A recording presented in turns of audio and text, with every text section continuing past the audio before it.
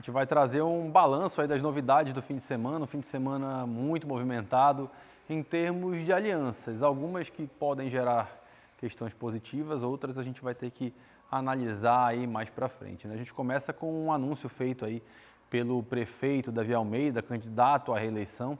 Ele recebeu na manhã desse domingo os pastores Jonatas Câmara, que é o presidente da Assembleia de Deus aqui no Amazonas, Moisés Melo, que é o vice-presidente, e o Elienay Reis, que é o segundo vice-presidente, e esteve junto também com o Renato Júnior, que é o seu candidato a vice, ex-secretário municipal de infraestrutura. E esse encontro aqui que a gente está vendo, ele não foi à toa, né? Foi um encontro formalizado ali para anunciar o apoio da Igreja Evangélica Assembleia de Deus no Amazonas ao projeto de reeleição de Davi, né? Quem acompanha a política de uma maneira um pouco mais próxima, né, sabe que por mais que a gente, como um todo, a gente que tenta olhar as eleições, a política de uma forma mais neutra, não considere tão normal assim essa participação tão efetiva das igrejas enquanto, né, mobilizadoras de multidões nessa questão das eleições, mas é uma realidade que a gente não pode negar. Não dá para você analisar uma eleição no Brasil, e principalmente nesse caso falando aqui de Manaus, sem a participação dessas grandes igrejas. A gente está falando de uma das maiores, se não a maior, igreja evangélica do Amazonas, aqui mais de 3 mil templos no estado, e essa formalização de apoio tem um detalhe interessante, né? O detalhe é que quem tem mandato eletivo, né, dentro das lideranças da Igreja Evangélica Assembleia de Deus é o deputado federal Silas Câmara, né, que também é pastor, e ele apoiou, né, declarou apoio ao candidato Roberto Cidade. Mas a igreja da qual, inclusive, toda a família dele faz parte, resolveu optar por um outro caminho, né? Fez esse anúncio de apoio formal a Davi, não foi uma coisa de bastidor, que poderia muito bem ser, a gente já viu isso acontecer em diversas eleições com outras igrejas, aquele apoio mais velado, aquele apoio mais interno, mas não foi isso que aconteceu. A gente está falando de uma declaração pública, né, em que além do anúncio feito pelo prefeito, teve também um comunicado divulgado pela própria igreja, que fala ali, que diz que além de ser evangélico e comungar dos princípios que a igreja também defende, Davi também é, sem sombra de dúvidas, aí eu estou abrindo aspas para a fala, né, desse comunicado do pastor Jonatas Câmara, um prefeito trabalhador e responsável por grandes e visíveis transformações na cidade. Essa é a fala, né, é um dos detalhes ali que consta nessa declaração de apoio ao prefeito Davi Almeida por parte da Igreja Evangélica Assembleia de Deus no Amazonas. Um observador mais atento, o que ele imagina quando ele vê essa leitura? É que, na verdade, né, você tem aí duas das principais lideranças evangélicas no estado, das lideranças da mesma igreja, que estão, né, em duas candidaturas. Isso é inédito? Não, mas chama a atenção, traz uma pitada interessante ali, porque a gente lembra que o Republicanos, que é o partido de Silas Câmara, que é o pastor e deputado federal ligado à Igreja Evangélica Assembleia de Deus, esteve muito próximo ali de Davi Almeida por um bom tempo, chegou a articular ali, chegou a fazer votos, inclusive, muito importantes para o prefeito lá na Câmara Municipal, mas ali naquela reta final de decisões, o Republicanos e o Silas Câmara, obviamente, acabou migrando para a campanha de Roberto Cidade, mas a igreja se mantém com Davi Almeida, né? Uma decisão ali que causou uma certa surpresa, porque imaginava-se que a igreja ia caminhar junto com a escolha de Silas Câmara, mas pelo jeito a gente tem aí uma família dividida pela eleição, né, Adriane? Dividida. E já que o assunto é a igreja e apoio político, eu vou usar a Bíblia também, né? No Mateus diz que não se pode servir a dois senhores. Meu pai falava muito isso para mim. Não se pode servir a dois senhores, pois você amará um e odiará um outro.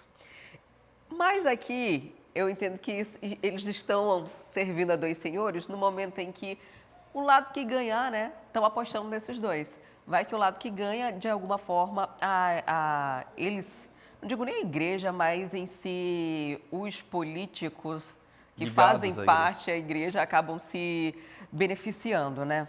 Você citou a Bíblia, Adriane, rapidinho, eu vou citar um dito popular, né? Quem divide, multiplica. Também acaba servindo aí também. Agora, será que eles têm muitas coisas assim para multiplicar? Eu vou já falar em números, mas primeiro eu vou falar sobre o que eu penso sobre o apoio de igrejas a candidaturas. Eu entendo que a política é um conjunto para o bem comum e a igreja, como instituição, sempre fez parte do poder. Porém, contudo, todavia, no entanto, púlpito não é palanque. Existem outras estruturas para que os candidatos possam fazer as suas campanhas. A própria campanha política, utilizando tempo em televisão, utilizando tempo em rádio, redes sociais, diversas outras formas, seriam a forma mais adequada para que esses candidatos possam tentar conseguir a simpatia dos seus eleitores. E também entendo que fere o direito de livre escolha das pessoas que frequentam os templos religiosos, que vão, porque quando há um direcionamento para o voto, aí as coisas não estão indo muito bem, né? A gente está falando de uma igreja evangélica, e uma igreja evangélica deveria prezar pelo evangelho, basicamente.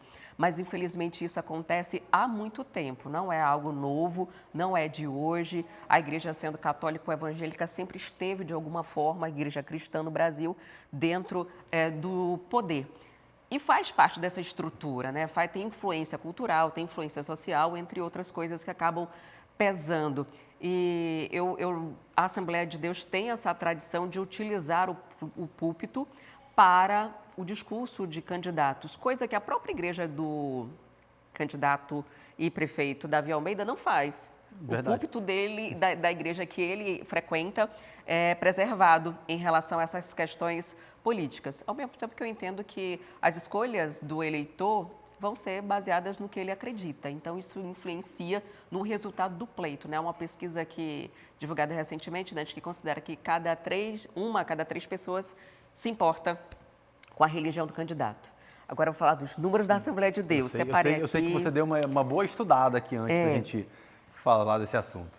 Silas Câmara, que agora está apoiando Roberto Cidade, 6% dos votos ele conseguiu, dos votos válidos. Teve pouco mais de 125 mil votos. Foi o quinto mais votado em relação ao pleito para deputado federal.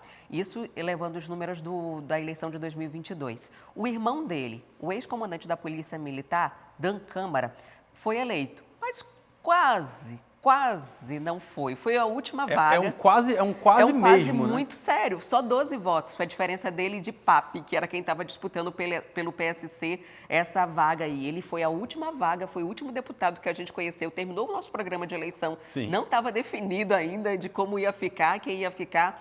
E para alguém que tem a maior igreja aqui em relação à quantidade de templos dentro do Amazonas, conseguir 25, 26 mil votos, não é algo tão significativo. Se dividir, nem vai ajudar um, nem vai ajudar o outro. Talvez não multiplique tanto. Não, essa divisão vai ser de dividir mesmo. Vamos ver. A gente vai estar aqui acompanhando isso tudo, né? E no programa de eleição que a Adriane citou, aí a gente certamente vai estar aqui discutindo e analisando esses números. Agora eu quero voltar num programa de eleição também, viu, Adriane Diniz? Porque num programa de eleição de 2022... a gente tinha nomes em lugares bem opostos, né?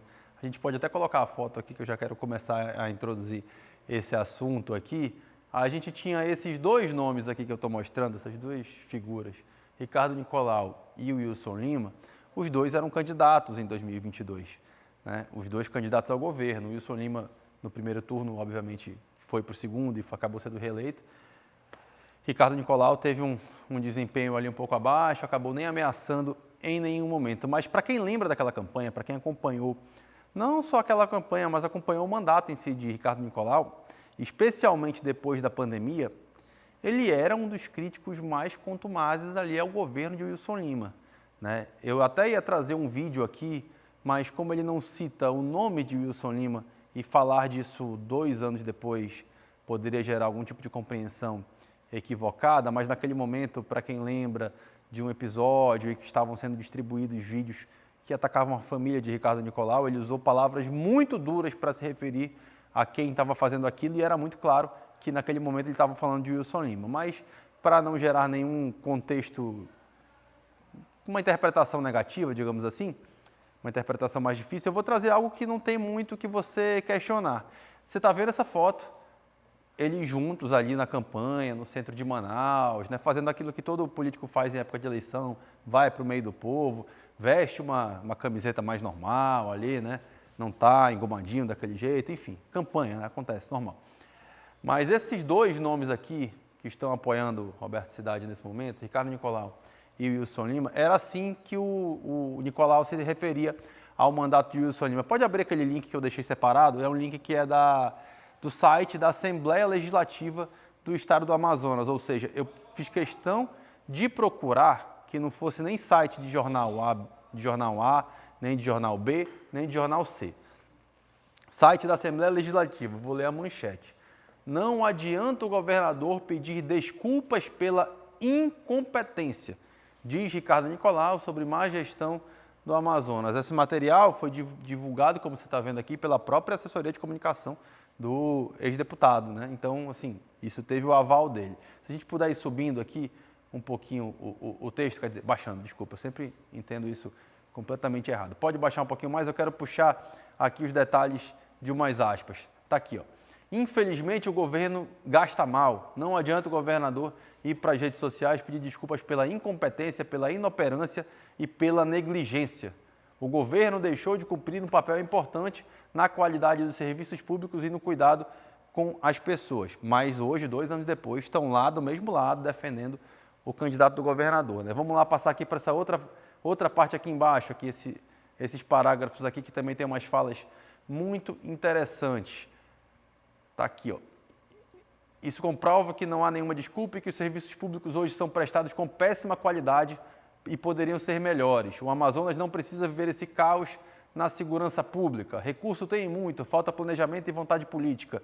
Aí aqui ele cita a pandemia, o valor gasto com o auxílio para as pessoas em vulnerabilidade é muito próximo com o valor gasto no sistema penitenciário. Então, assim, ele faz diversas críticas que não se vê planejamento estratégico para o pós-pandemia, oportunidades de desenvolvimento serão perdidas. Então, nessa matéria você consegue entender muito bem como era a relação de Ricardo Nicolau com o governador Wilson Lima. Aí você pode estar se perguntando, pode até colocar a foto de novo deles juntos, né? Você deve estar se perguntando, mas por que será que ele foi ficar junto?